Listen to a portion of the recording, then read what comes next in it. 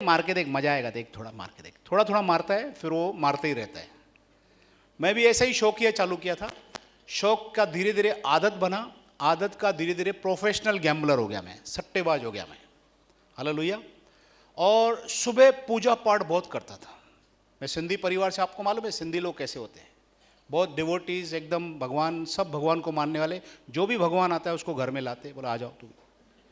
खाली अपना मकसद यही था, मालपानी आना मांगता है, कोई भी भगवान दे। Hallelujah, praise the lord. लेकिन मुझे मालूम नहीं था कि मैं गलत ट्रैक पे जा रहा हूँ। It was my wrong track. बहुत पौना घंटा भगवानों की पूजा करता था जैसे माँ बाप ने सिखाया, लेकिन लाइफ में कोई शांति नहीं थी। कभी कभी सट्टे में 10-15 हज़ार जीतता था 30 साल पहले, तो वो easy coming easy going, dance बारों में जाता था, बॉम्बे बहुत सारे डांस बार में घूमता था। इस तरह की लाइफ थी।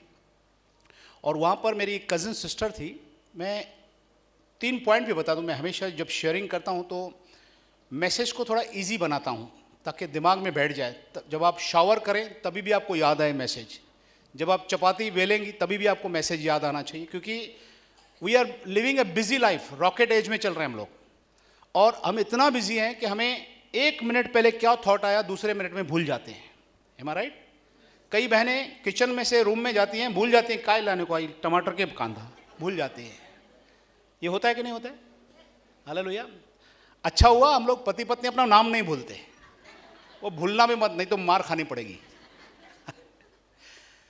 तो प्रभु का बहुत धन्यवाद करना चाहिए हर बात के लिए। आपका मेमोरी चिप बराबर चल रहा है, इसके लिए धन्यवाद करो प्रभु को। बोलो धन्यवाद प्रभु।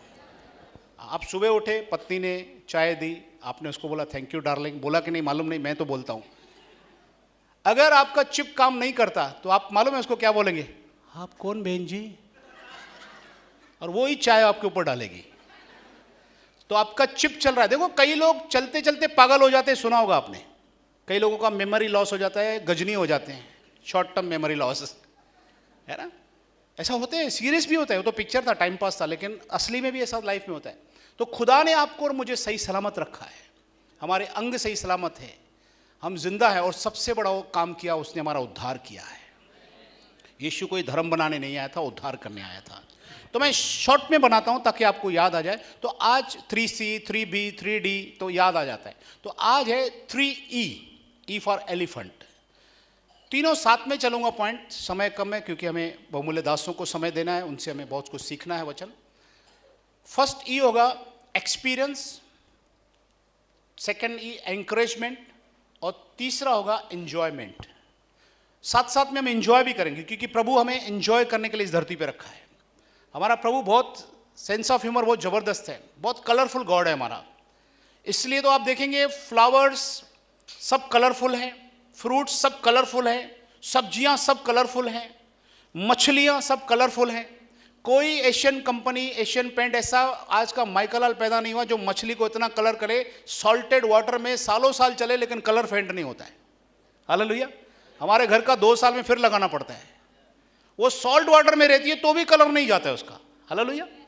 तो ऐसा खुदा हमारा है, तो वो चाहता है कि हम भी कलरफुल रहे। और आज साइंस इतनी तरक्की कर गई, 300 साल हो गए मॉडर्न साइंस को, क्या क्या नहीं खोजा उन्होंने। कई साइंटिस्ट अपनी जान पूरा कर देते हैं, जीवन मुझमें लगा देते हैं, 20 साल 40 साल 50 साल, लेकिन आज तक जितना खोजा है 0.0001% भी नहीं खोजा। समंदर में बोलते हैं इतना माल पड़ा हुआ है अंदर। हालेलुया। तो खुदा ने इतना सब कुछ बना के रखा है, किसके लिए? ताकि हम उससे एंजॉय करें। आप फ्रूट की दुकान में जाइए, कलर देख के मजा आ जाता है। हालेलुया। तो हमारा खुदा कलरफुल गॉड है, एंजॉय कराने वाला खुदा है। ये तो आदम और हवा की पता नहीं क्या हो गया था, उनको दिमाग ठीक नहीं था उस दिन, जो गड़बड़ कर दिया उसने। और उन्होंने आवाज दिया जी सुनते हो, वो भी आ गया, बोला चाकू और प्लेट लेकर आ जाओ, ये फल खाना है। उसने बोला मना किया, बोला नहीं खा लेंगे आज, कोई टेंशन मत लो। खा लिया, और लिखा है उत्पत्ति 3 अध्याय के 6 में लिखा है उसने भी खाया और अपने पति को भी दिया और उसने भी खाया। और लिखा है तब उनकी आंखें खुल गई, क्योंकि ऑथोराइज्ड आदम था, हवा नहीं थी। और उनकी आंखें खुली और उन्होंने देखा कि वो दोनों नंगे हैं।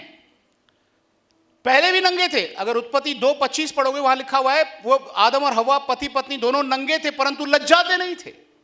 नंगे पहले भी थे, लेकिन जब ग्लोरी चली गई, प्रभु की प्रेजेंस चली गई, उसकी आशीष चली गई, तो उन्होंने देखा हम नंगे हैं, और फिर लंगोट बना के छुपने लगे। और परमेश्वर ने आवाज दिया, क्या तुझे किसने बोल दिया तू नंगा है? क्या तूने वही फल खा लिया? क्या प्रभु को नहीं मालूम था? मालूम था, लैपटॉप लगा हुआ था, प्रभु ने सब देखिया, सीसी कैमरा वहां भी थी। आपकी समझ के लिए बोला, प्रभु को कैमरा की जरूरत ही नहीं है, उसकी आंखें ही कैमरा है। हालेलुया, आमीन। चांस दिया, शायद हाँ बोल देगा, रिपेंट कर देगा, लेकिन उसने बोला नहीं नहीं, जो स्त्री तूने बनाई ना उसने गड़बड़ किया। मतलब ब्लेम किसको दिया? मम्मी तेरे को बोला शादी मत करा, तूने कराई। हालेलुया, पप्पा को ब्लेम किया कि तूने शादी कराई। और उत्पत्ति 1 से लेकर 26-27 से आशीष पाने से लेकर आदम ने इतना एंजॉय किया था, इतने फल खाए, अपनी मैडम को भी खिलाए। कभी उसने बहुत सारे अलग अलग नाम लिए होंगे, darling, I love you, honey, सोनी, मोनी, सब बोल दिया उसको। लेकिन जब पाप किया तब उसने बोला जिस स्त्री से तूने मेरी शादी कराई, स्त्री बन गई, डिस्टेंस आ गया। पाप कभी भी डिस्टेंस लाता है। हालेलुया, डिस्टेंस आ गया। और हम देखते हैं उसने ब्लेम गेम करना शुरू किया। फिर हवा से पूछा, उसने कहा मुझे सांप ने बहकाया, और ब्लेम गेम वहां से शुरू हुआ। हालेलुया, इसी तरह की लाइफ में मैं भी था, ब्लेम गेम में था। हालेलुया, चलते रहा, बहुत मस्त लगता था, डांस बारों में नोट उड़ाते थे, लेकिन सच्चा खुदा दूर था। और मेरी एक कज़न सिस्टर है जिसको किसी ने जादू टोना किया था, और उसको मेरे गुरुजी के पास लाते। मैं गुरु का बहुत सेवादार था। हमारे में सिंधियों में गुरु बहुत हैं। हम गुरुओं के चरणामृत पीते थे, पैर धो के। भले घर में बिस्लरी पीते थे, लेकिन वहाँ पे गुरु के पैर का पानी पीते थे, उसको बोलते थे चरणामृत है। कितने लोगों ने पिया है? हाथ ऊपर करें ऐसे लाइफ में। पहले किसी ने नहीं पिया? अच्छा, वो आप बिस्लरी पीते,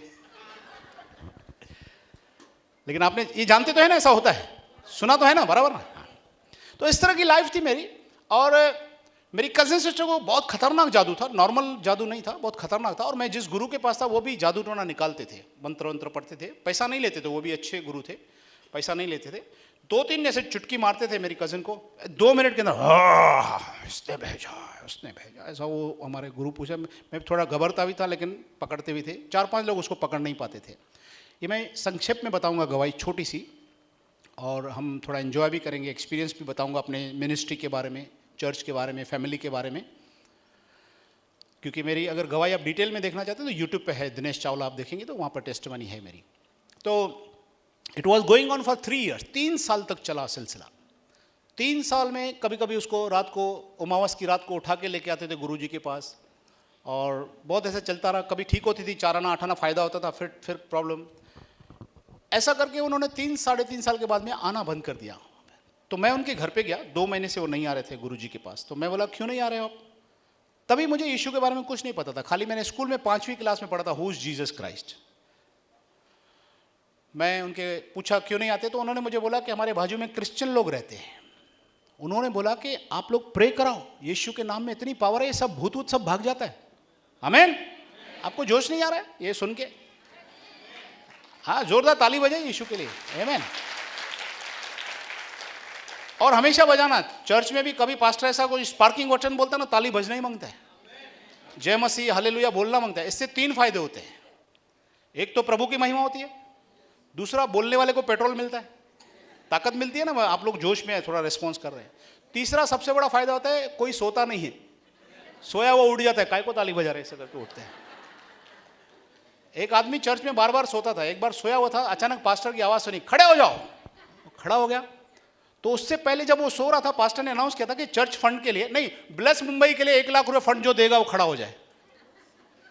तो उसको मालूम नहीं था, वो सब सुना नहीं, खाली उसने सुना खड़ा हो जाए। पास्टर मैं ऐसे ऐड कर रहा हूं। और पास्टर ने बोला ये भाई ने हमारे प्रोग्राम के लिए 1 लाख रुपए डोनेशन दे रहे, इसके लिए ताली बजाइए। गया बेचारा काम। तो इसके लिए कलीसिया में कभी सोना नहीं, सो रहे गए तो 1 लाख रुपए फाइन है। तो ऐसा करके 3 चीजें होती है, हमेशा प्रभु की महिमा करनी चाहिए। आमीन। तो कहाँ थे हम लोग सब? पास्टर कहाँ थे हम लोग? हाँ, तो उन्होंने बोला कि प्रेयर कराओ। तो मेरी आंटी ने सबसे पहला सवाल उससे पूछा कितना पैसा लगेगा, क्योंकि इसने बेचारे ने बहुत पैसा दिया था। आपको मालूम है जिसको तकलीफ होती है भटकता है आदमी, इधर उधर जो बोलता है, किधर 2000, किधर 5000, किधर। एक बार तो उसने बोला था रात को 12 बजे काला देसी मुर्गा रख के जाना, 3 रास्ते मिलते हो तो थोड़ा सामान छोड़ के जाना, पीछे मुड़ के मत देखना। मैंने बोला था उसको मुर्गा उसी ने उठाया रहेगा। देसी मुर्गा कितना महंगा है साहब, क्योंकि जब देखो मुर्गा उठाएगा पक पक आवाज करेगा ना, तो देखती तो वही था आदमी। इसके लिए उसको बोला था पीछे मुड़ के मत देखना। अभी 12 बजे मुर्गा क्यों छोड़ने का उधर? सब किया बेचारे ने। ऐसा करके करके इन्होंने जब बोला फ्री है तो उसने बोला ठीक है, ट्राई करने में कोई प्रॉब्लम नहीं है, अपन ट्राई कर लेते हैं। तो उन्होंने आए, जीसस के बारे में थोड़ा बताया, प्रेयर किया, और पावरफुल प्रेयर, यीशु के नाम में तो पावर है ही है। लड़की एकदम आधी ठीक हो गई यीशु के नाम, फर्क एक्चुअली वो ठीक हो गई लेकिन उसको आधा इम्पैक्ट दिखने लगा, उसको इम्प्रूवमेंट। अच्छा। तो नेचुरली सेकंड संडे उन्होंने फिर बुलाया, सर आइए ना प्रार्थना करके जाइए। सेकंड संडे वो बाजू में आते थे, चर्च से आते थे दोपहर को, किधर बाजू वाले घर में कोई क्रिश्चियन लोग रहते थे, वहाँ पे संगति करते थे, खाना खाते थे पास्टर वहाँ पे। दूसरा तीसरा संडे, ऐसा 3-4 संडे में शी वाज ऑल राइट, 100% ठीक हो गई थी। आमीन। तो अभी भी वो लड़की ठीक है, जिंदा है, उसका हस्बैंड मस्त, एकदम बड़ी कंपनी है उसकी थाना के अंदर, और ब्यूटीफुल बहुत सारी प्रॉपर्टीज है, बहुत लड़की आशीषित है वो, सोनी मेरी कजिन। आमीन। तो इस तरह से जब मुझे उन्होंने बोला तो 2 महीने हो गए थे, बोला अभी हमारा विश्वास इधर ही जम गया बेटा, हम इधर ही जाते हैं। मैं गुस्से में आ गया, मैं बोला तू पागल है, ये क्रिश्चियन लोग हैं, ये धर्म परिवर्तन करते, तेरे को मालूम नहीं क्या, ये जबरदस्ती करते हैं, तेरे घर में तूने इनको घुसने क्यों दिया, हमसे पूछा क्या तूने, भाई लोग से, मामा लोग से तू पूछती नहीं, कुछ भी अपनी मनमानी कर रही है। लेकिन भाई साहब मैं होशियारी मार रहा था, क्योंकि मेरे क्राइम वाले दोस्त थे, गुंडे वंडे दोस्ती करता था मैं, क्योंकि लाइन ही ऐसा था मेरा, सट्टेबाजी का था। तो मैं बोला तू, लेकिन जब मैं होशियारी कर रहा था अंदर से मैं भी सोच रहा था यार कौन है, अपने इतने लोग इसको ठीक नहीं कर पाए, अपना गुरु ठीक नहीं किया, इतना पावरफुल है, ये कौन है, फॉरेन का गॉड यार, इसको ठीक कर दिया। आमीन, बोले यीशु मसीह की। मैं बोला यार ये दमदार बात है, लेकिन अपना ईगो था। देखो बहुत से लोग आज भी यीशु को अंदर से मानते हैं, आप लोगों को बोलते जाना उधर प्रार्थना करा के आना मेरे लिए, बाद में आप जब प्रेयर करते काम हो जाता है, उसको बोलते नहीं तू ही धन्यवाद कर देना, एक काम कर, एक आधा किलो मिठाई भी देता हूँ।